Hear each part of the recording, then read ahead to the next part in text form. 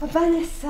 Tu as fait un petit tableau que je vais garder toujours près de moi parce que je suis toujours mélangée. Vata, Pitta, Kapha. Je savais qu'il y avait des personnalités, Vata, Pitta et Kapha, en Ayurveda, mais il y a aussi des saisons. Oui. Et là, tu as fait des dessins. Pitta, quelqu'un de musclé, qui va plus...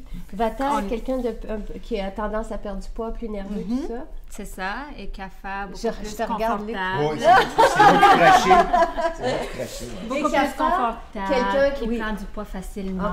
Donc, maintenant, on tombe dans les saisons. Donc, la saison Vata, c'est la saison automne-hiver. Donc, elle a commencé au mois d'octobre, va jusqu'au mois de février. Donc, ça travaille beaucoup sur les gens qui ont une tendance Vata déjà. Et aussi, c'est en général une saison où ce qu'on doit vraiment prendre soin de nous, booster notre système immunitaire, avoir des routines quotidiennes. Et tu disais aussi arrêter d'en faire beaucoup, de mettre nos projets en veille. Ça m'arrivera pas, là. Mais tu disais c'est pas grave. Donc, si on fait un grand effort, il faut prendre le temps de récupérer. C'est juste ça. Donc, on tombe souvent malade après la saison des fêtes et tout ça parce qu'on en fait beaucoup. On prend beaucoup d'activités sociales et tout ça. Donc, il y a beaucoup de vata, il y a beaucoup de changements, beaucoup d'excitation et tout. Mais il faut revenir à la source, revenir à la terre. Donc, on doit manger des choses qui viennent comme des courges, des repas chauds. On oublie les salades. Les salades, c'est juste pour le côté des racines. Il faut vraiment se reposer, se réchauffer. Vraiment, il y a plein de choses que je peux parler, mais on va juste entamer sur c'est quoi qu'on devrait avoir dans notre cuisine pour vraiment ne pas tomber malade, ne pas prendre une grippe et quoi faire si on sent ces symptômes-là. Ah, super! Donc, une des choses à faire, c'est vraiment nettoyer. Donc, une des meilleures choses, c'est si on sent qu'on a la gorge un petit peu, tu sais, il y a quelque chose qui nous travaille, une demi-cuillerée à thé de curcuma dans ce verre d'eau. Tiède? Oui, tiède, purifié, et on gargarise. OK. Donc, on gargarise 5-6 fois, on jette, et ensuite, on doit nettoyer nos voies nasales. Donc, il y a souvent les sinus et tout, le nez qui commence à couler. Donc, il y a quelque chose qu'on est en train de travailler. C'est très important de prendre de l'eau saline, nettoyer les passages nasaux. On peut aussi utiliser un neti pot. Donc, ça a l'air d'une petite lampe d'Aladin qu'on utilise en Ayurveda. On le fait de chaque côté. Il va falloir que tu nous montres. Oui, prochaine capsule, je montre. Aussi, il ne faut pas oublier, une fois qu'on nettoie tout, en Ayurveda, il faut protéger. Donc, comme Nadia a dit dans sa capsule, il faut remettre de l'huile de sésame aussi pour protéger, pour s'assurer qu'il n'y a pas d'autres microbes qui peuvent rentrer. La deuxième étape, c'est renforcer. Donc, il y a 2 herbes que je n'ai pas avec moi en ce moment, mais je les ai à Victoria Park, à mon bureau.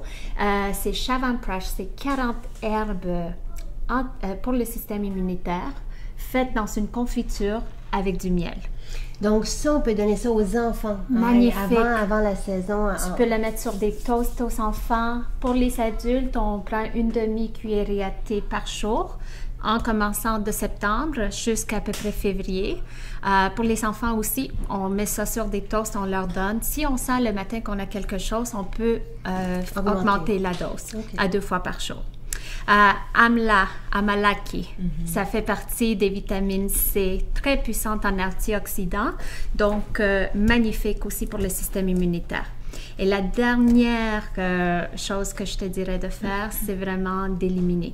Donc, eucalyptus, un thé, tu peux prendre du gingembre, de l'eucalyptus. Donc, tout ce qui réchauffe, qui nous amène à tout suer. Ce qui te fait suer au niveau des herbes. Donc, une bonne tisane avec du miel, eucalyptus, gingembre. Tu bois ça durant ta journée, tu sues. L'huile essentielle d'eucalyptus, Luc, on la met directement dans l'eau chaude. Oui. 1-2 gouttes maximum. Oui. Exactement.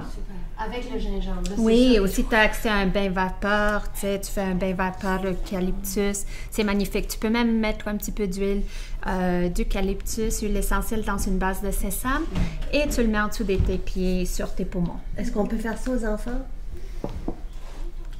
Luc, est-ce qu'on peut faire ça pour les enfants qui commencent à être... en interne? Non. Non, à l'externe, en décompresse ou des...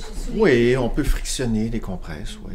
Quelques gouttes en externe frictionnées. Là, Moi, ma mère, Je vous elle dirais- mettait ça quand j'étais enfant, C'est sur ça. mes poumons, puis tout ça. Ça, il me semble que ça... Mais- Même en dessous des pieds. Oui, Ah oui. Même en dessous des Oui. pieds. c'est ça. Avec des gros boches chauds, hein? Oui. Avec des Oui. par-dessus. Oui. Tu sais, puis ça Des réconforte ou des aussi bottes notre laine. enfant. On Ouais, sent, on sent Oui. qu'on le Oui.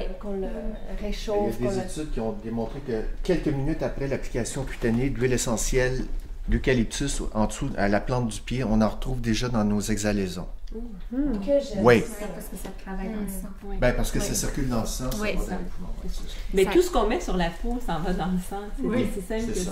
Ouais. Donc, Ah! Je peux tester l'eau et le curcuma, j'ai jamais goûté. Oui. Ouais. Oui.